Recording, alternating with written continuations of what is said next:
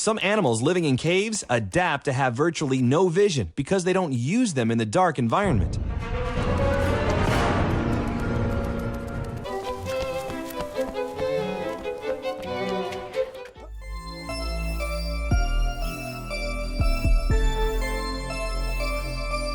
If there is anything that makes me run for the hills, it is hearing that people from cinema or television are making a game. The result usually being David Cage's Stripe or the utterly bland and rightfully panned Order 1886. This is not coming from a place of ignorance though, quite the opposite. Previous viewers will have most likely noted by now that I have a tendency to drop cinematic references. Indeed, it is this knowledge of both cinema and video games that makes me leery of creators from one side going to another, since these are fundamentally different mediums. That was my frame of mind when I came upon Ghost of a Tale, the almost singular titanic effort of an individual named Lionel Galat, who made his name in animation. The game certainly looked the part, but I was wary of how it actually played. Lo and behold, this is a proper video game and worthy of further inspection. The title features anthropomorphic animals in a fantasy setting, not an odd choice given the animation past of the creator, but you might be surprised to find out that the particular focus on mice and rats is a road well traveled. Redwall, Mouseguard, Mrs. Frisbee and the Rats of Nim,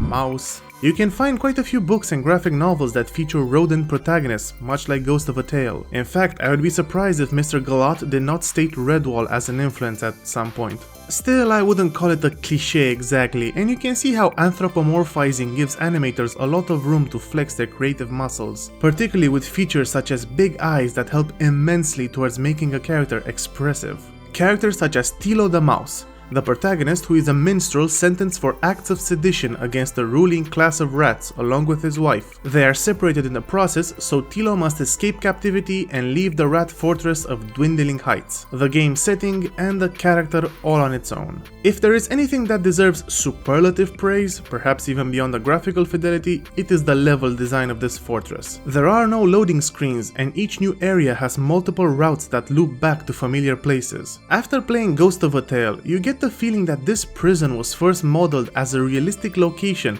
and the game was put on top of that. It creates a wonderful sense of place to see where the guards eat, sleep and how they might go from one place to another. Chances are players will know the entire prison like the back of their hands by the end. This will probably also be helped by the visual quality of this game, which can rival the efforts of the biggest and most expensive projects at times. The volumetric lighting in particular is absolutely fantastic and all praise should be given for the day-night cycle. It has been quite a while since I last saw him moving about with a lantern in the dark done this well.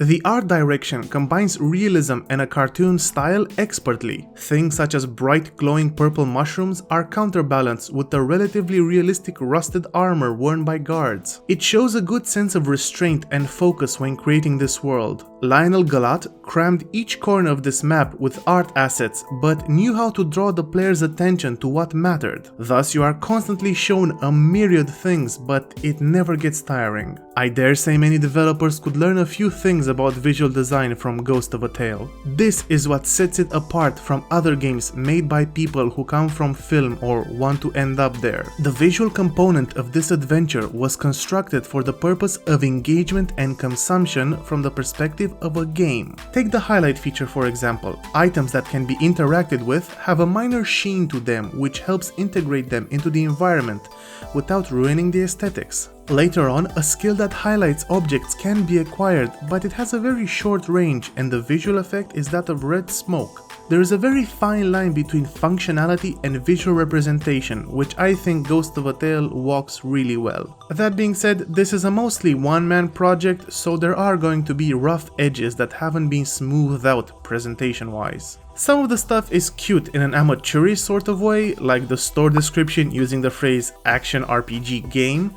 or having the version number displayed throughout the entire game, which can be distracting during dialogue. But then there are things such as the buggy triggers, holes in the geometry, incomplete texturing, or obvious level design mistakes, such as this passage which can be jumped to, but it leads to a dead end, thus trapping the player's progress and forcing a restart. In a game that emphasizes a keen perception and being on the lookout for secrets, this is a big misstep. Though the things which most stand out are the sound issues.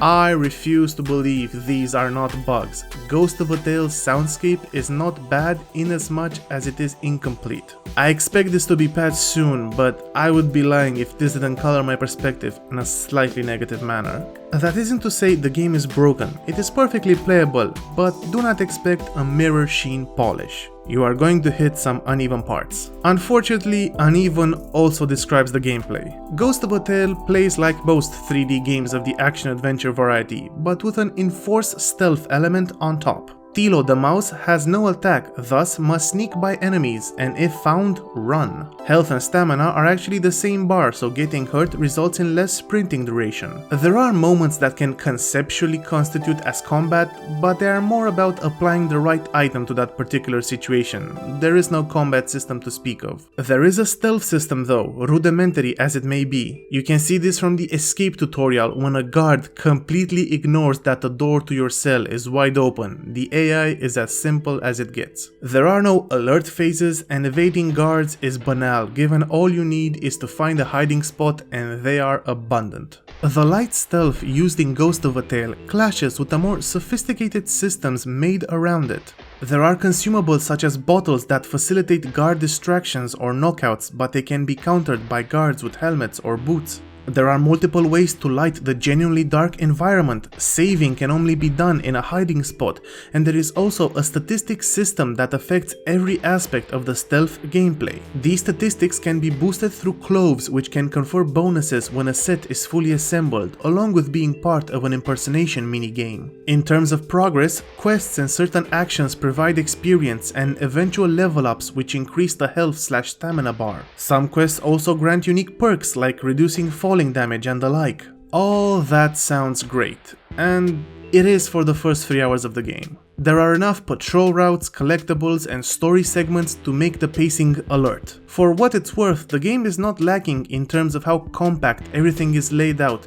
and given that this is the start, the promise of what could come keeps up the excitement. Then you assemble the guard armor. This allows you to impersonate a rat recruit, and suddenly the stealth is over. Welcome to Ghost of a Tale, the 3D adventure game. NPCs that were previously enemies turn from stealth obstacles to characters with names, stories, and quests. In an abstract sense, this wouldn't be a bad change since it represents the gameplay evolving with a narrative, but there are all those stats and consumables that are woefully underutilized. An argument can be made that the armor slows you down, so moving without it between different segments of the prison would lead to better gameplay, but upgrades to the armor's mobility can be gained fairly early on, making even this self-imposed challenge moot.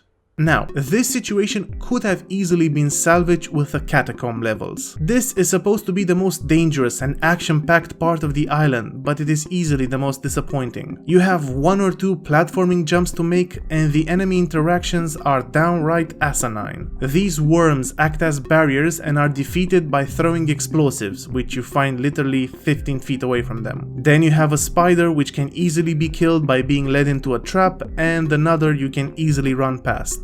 That is it. Once you accept that the story segments and exploration are what this game is about, it is an easier pill to swallow that the systems here don't go anywhere. Still, it would have been nice if all of this was made into a proper stealth game. So, putting that aside, how does Ghost of a Tale fare as a adventure/collectathon? Pretty standard fare, really. I wouldn't call it difficult, and even if you are struggling, there is an NPC that sells hints, which is the sole use of currency. Due to the compact nature of the collectible spread and well-made level design, exploration and discovery feels competent. It isn't the most riveting gameplay, and a few more puzzles would have been welcome, but it is enough to carry the narrative on its back. Speaking of story, the unevenness prevalent in gameplay applies here as well. It feels like the narrative can't decide on a tone, thus lacks focus. Ghost of a Tale does not know if it wants to be a Disney-esque adventure, a high fantasy epic, or a serious drama. On the one hand, you have the guards of this fort, which are so inept that they cannot figure out that you are a mouse wearing rat armor, But then there is talk of ancient evil, forgotten princes, and legendary warriors, followed by lamentations in regards to dead children. Which isn't a spoiler. It is revealed from the start that the protagonist's son is dead. The end result is that while it may be easy to form a bond with the fortress due to the level design and art direction, the same cannot be said of the narrative due to the ensemble casts not fitting together. On a positive note though, the writing's quite competent and does characterize each individual well. Great care was taken with the dialogues. They are snappy and never drag on. The use of footnotes to explain in-character knowledge helps immensely in this aspect since it keeps exposition to a minimum. Given that this game clearly is intended to set up a series and there is a fleshed out world beyond the walls of Dwindling Heights, I am impressed with how well the plot flowed while also introducing this medieval setting inhabited by anthropomorphic animals. Since this is a title with a budget, voice acting was skipped, which is obviously personal preference in terms of how it affects you. Being a minstrel, Tilo has to sing at certain points, which leads to this static screen with the lyrics slowly fading in. Given that being a bard is all about interpretation rather than composition, people have sung the same songs for hundreds of years, the lack of a singing voice made these moments fall flat, and that is a damn shame.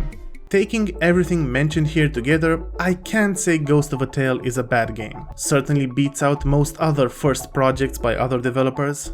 I wouldn't call it great though. Even with excuses like it is for kids, which it obviously isn't, child-oriented games have much better gameplay scenarios than use item found right next to obstacle to progress. Ghost of a Tale was made by someone who is an artist/animator first and game developer second. In that context, it is admirable that it actually tries to be more of a gameplay-oriented experience than something like The Order 1886.